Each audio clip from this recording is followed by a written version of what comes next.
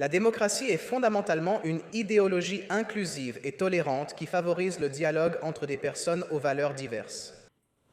Elle assure une représentation proportionnelle de chaque groupe, peu importe leur origine, dans la prise de décision collective. Mais l'islam, selon ses fondements dans le Coran et les textes associés, ne le fait pas, étant intrinsèquement missionnaire.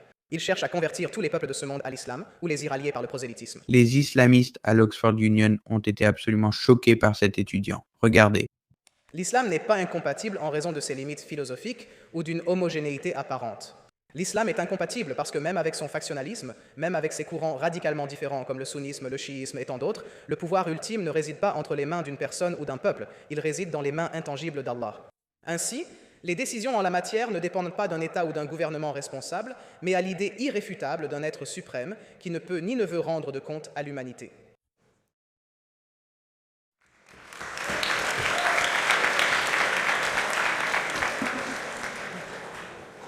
Ça a pris du temps. Bonsoir à tous.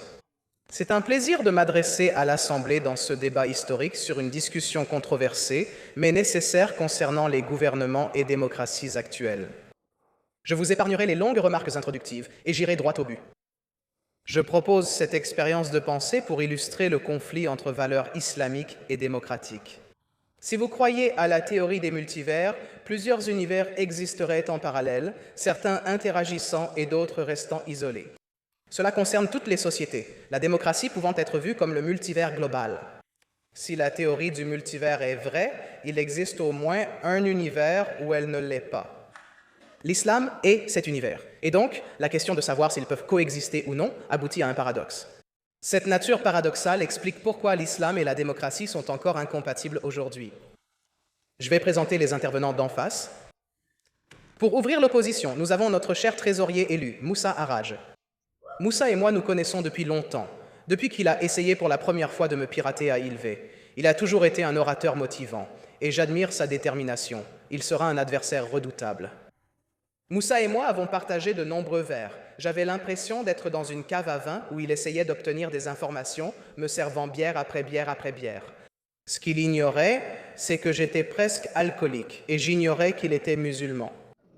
Cela explique sa position au sein de l'opposition, mais cela interroge. Pourquoi traînait-il dans les bars tard le soir? Ensuite, il y a le ministre serbe Usami Zekolj, chef du Parti de la Justice et de la Réconciliation, reconnu dans le Sandjak et chez les communautés musulmanes bosniaques. Des sources fiables, Usami, affirment que tu gérais un magasin bio nommé Biosan. C'est très bien tout ça, mais juste pour ce soir, je pense qu'il est temps de laisser de côté les haricots verts et de te concentrer sur quelque chose de plus sérieux. Puis le docteur Masli Malik, ex-ministre de l'Éducation de Malaisie. En tant que Singapourien fier, je respecte beaucoup votre système éducatif, mais le nôtre le surpasse presque sur tous les critères. J'ai aussi remarqué que vous avez terminé votre doctorat à Durham. Ravi de voir que vous êtes enfin arrivé à Oxford, pour une fois. En tant que président de l'Institut international d'études islamiques avancées, j'attends avec impatience vos réflexions sur ce débat. Enfin, accueillons Majid Nawaz. Fondateur et président de Kiliam et critique de l'islamisme, je m'interroge parfois sur ce que vous faites de ce côté du débat. J'espère que vos propos aujourd'hui ne vous renverront pas en prison en Égypte. Néanmoins, vos expériences avec des organisations extrémistes et des prisons en Angleterre, en Égypte et ailleurs ont dû être déterminantes pour façonner votre point de vue sur ce que vous appelez un projet totalitaire et théopolitique mondial. J'ai hâte d'entendre vos analyses. À vous, Ibrahim.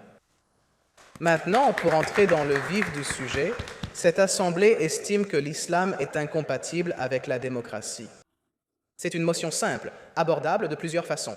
Aujourd'hui, j'en parlerai en analysant l'utilisation de l'islam dans la politique de puissance contemporaine. Je ne vais pas m'attarder sur la théologie islamique. 9 minutes ne suffisent pas pour approfondir sa philosophie. Je vais aborder la légitimité de l'islam dans les gouvernements du monde entier, le fait qu'il serve de raison d'être à des partis politiques, notamment en Europe et en Inde, et les justifications qu'il apporte à des actions et principes antidémocratiques dans divers pays. Donc, de manière critique, l'argument que je vais présenter dans ce débat portera sur le fait incontestable que l'islam et la démocratie sont deux concepts irréconciliables en raison des principes fondamentaux qui les régissent et de leur mode de fonctionnement, notamment en ce qui concerne les approches de la gouvernance et enfin de la responsabilité. L'argument central affirme l'incompatibilité entre l'islam et la démocratie concernant l'autorité. Dans un système démocratique, l'autorité d'agir appartient à un organe de décision collective. Une cabale de représentants, qu'il s'agisse du Sénat américain, de la Chambre des communes britanniques ou du Lok Sabha indien, cela importe peu. Dans ces organes, les questions peuvent refléter des opinions personnelles, des principes partisans ou des attitudes sociales du climat sociopolitique. En d'autres termes, les décisions prises par le gouvernement démocratique sont, comme Abraham Lincoln l'avait prédit, faites par des groupes issus du peuple, discutées par le peuple et prennent des mesures sensées pour le peuple. D'un autre côté, dans les gouvernements islamiques, ces postes de direction et d'autorité peuvent être occupés par des personnes ayant des fonctions officielles dans des institutions religieuses ou gouvernementales, mais l'autorité ne réside pas entre leurs mains, par principe. Ces personnes ne sont que des porte-paroles de la parole de Dieu. En somme, un gouvernement islamique, même démocratique et ouvert à divers groupes, ne fonde pas ses décisions sur une mesure rationnelle et proportionnelle du choix. Il fonde la décision sur les principes du Coran et d'autres textes religieux, laissant l'interprétation de la volonté d'Allah guider la décision finale. Le problème apparaît quand on fonde cela sur un être incorporel. La question ici n'est pas l'existence de Dieu, donc je n'utiliserai pas ce raisonnement. Au contraire, je vais l'expliquer comme un moyen par lequel les gouvernements peuvent s'exonérer de toute responsabilité en associant les décisions qu'ils prennent à la volonté d'un être supérieur dont le jugement ne peut être remis en question. L'Iran en particulier est un bon exemple de cela. Dans les années 50-60 sous Mossadegh, l'influence anglo-américaine a freiné la démocratie iranienne, situation aggravée après la chute du Shah Reza Pahlavi, au profit de la République islamique de Khomeini en 1979. Le gouvernement théocratique islamique de l'Iran a, à maintes reprises, mené des actions qui peuvent être considérées comme antidémocratiques. De l'exclusion des femmes du pouvoir à l'imposition du hijab et du voile, en passant par les polémiques sur l'élection d'Ahmad Ahmadinejad dans les années 2000, tout cela va à l'encontre des principes fondamentaux de l'islam. Trop souvent, la théocratie suprême islamique a imposé ses choix au Parlement et au peuple iranien via Khomeini, Khamenei et d'autres démagogues se prétendant représentants de l'autorité suprême sur terre, à savoir la volonté d'Allah, et réinterprétant les enseignements coraniques à leur avantage.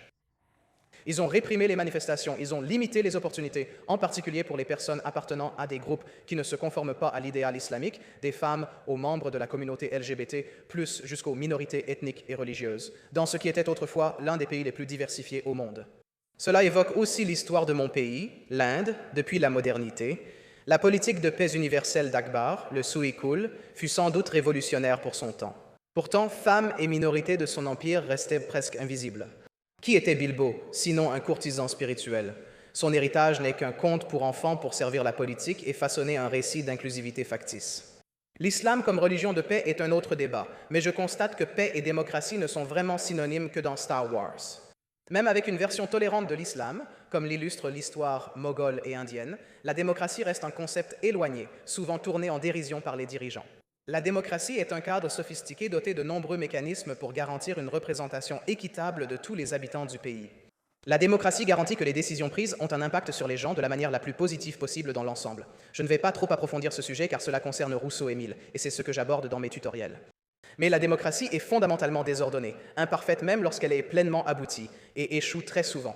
L'islam n'est pas incompatible en raison de ses failles philosophiques ou de son homogénéité apparente. L'islam est incompatible parce que, même avec son factionnalisme, même avec ses courants radicalement différents comme le sunnisme, le chiisme et tant d'autres, le pouvoir ultime ne réside pas entre les mains d'une personne ou d'un peuple, il réside dans les mains intangibles d'Allah.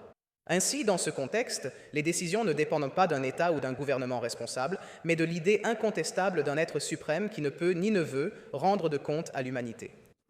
D'accord, maintenant je suis sûr que ce point va faire réagir beaucoup de gens, et pas forcément de manière bienveillante, mais c'est un sujet que je pense devoir aborder lorsqu'on considère le concept de l'islam et de la démocratie. La démocratie est essentiellement une idéologie inclusive, diverse et tolérante qui encourage le dialogue entre des personnes aux valeurs très différentes.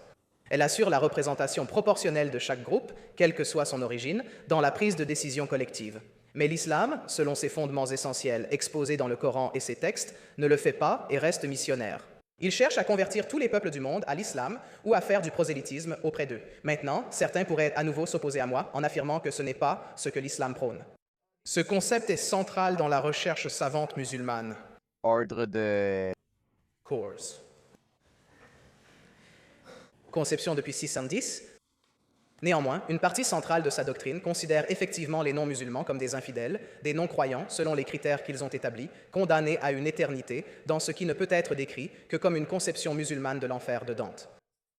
Je suis hindou du sud de l'Inde et je n'ai aucune envie de passer l'éternité dans un bain moussant de flammes au 6e cercle de l'enfer, simplement pour avoir entendu une déclaration et être en désaccord avec ce que certains considèrent comme la parole d'Allah.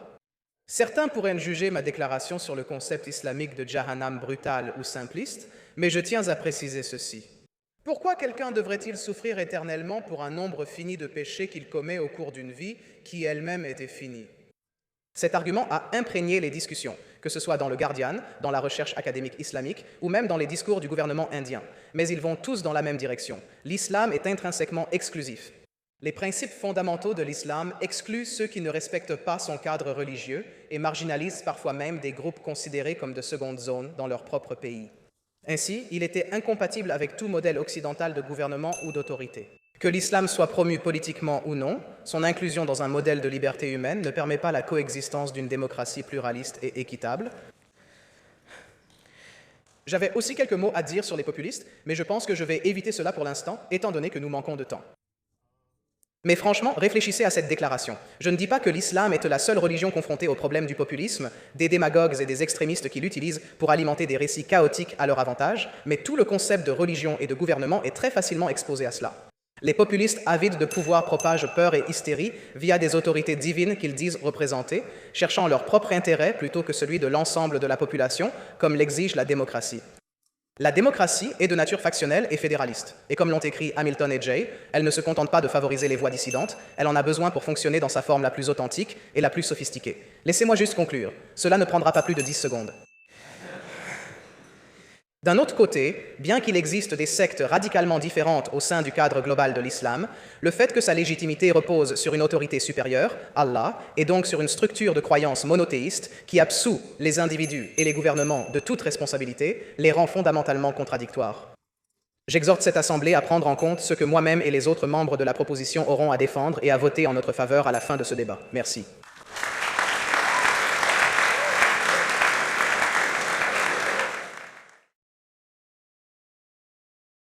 Excellent débat et excellent travail pour démontrer exactement pourquoi l'islam n'est pas compatible avec la démocratie, pourquoi vous savez la Grande-Bretagne et l'islam, c'est un peu comme l'huile et l'eau. Vous savez pourquoi il est clair que leur loyauté va finalement et ultimement à Allah et non à la loi britannique et cela ne coïncide pas. Et que vous savez au bout du compte, pour être un vrai musulman, il faut appliquer pleinement la charia et faire la guerre à l'Occident jusqu'à ce que cela soit mis en place. Et c'est un problème. Le problème principal, c'est la démographie, c'est-à-dire le nombre de personnes. Et si ces personnes sont de confession islamique, alors la Grande-Bretagne deviendra un pays islamiste. Je crois que J.D. Vance a plaisanté récemment en disant qu'il se demandait qui deviendrait le premier État islamiste à posséder une arme nucléaire, une bombe nucléaire. Et il a dit que cela pourrait être le Royaume-Uni, parce que c'est la réalité. Le Royaume-Uni va dans cette direction s'ils ne corrigent pas le tir et ne disent pas non à l'immigration, s'ils ne mettent pas tout cela en pause pour réfléchir à la manière d'encourager les gens à avoir de plus en plus d'enfants, en particulier les personnes d'origine britannique à avoir plus d'enfants. Et Donald Trump fait cela en ce moment aux États-Unis d'Amérique. Il s'assure qu'il y ait de très grandes incitations pour que les gens aient beaucoup d'enfants. Et si vous encouragez les Américains et les Britanniques de souche à avoir des enfants, c'est le meilleur rempart contre cette menace. Parce que vous n'allez pas les empêcher d'avoir des enfants. D'abord, c'est dégoûtant. Vous ne pouvez pas faire ça. Mais aussi, deuxièmement, ils vont simplement avoir des enfants. Donc la réalité, c'est que la meilleure façon d'arrêter cela est la meilleure façon de... Vous savez, je pense que Patrick Bet-David le dit tout le temps. Il a dit qu'on peut discuter de cela et avoir un problème avec l'islam devenant majoritaire dans le monde. Mais vous savez qu'est-ce que vous allez faire à ce sujet? Allez-vous avoir des enfants et essayer de leur apprendre à être fiers de leur pays, essayer de créer cette vague patriotique, voter pour les bonnes personnes et tout ce genre de choses? Allez-vous seulement vous contenter de vous plaindre? Car cela ne vous mènera nulle part.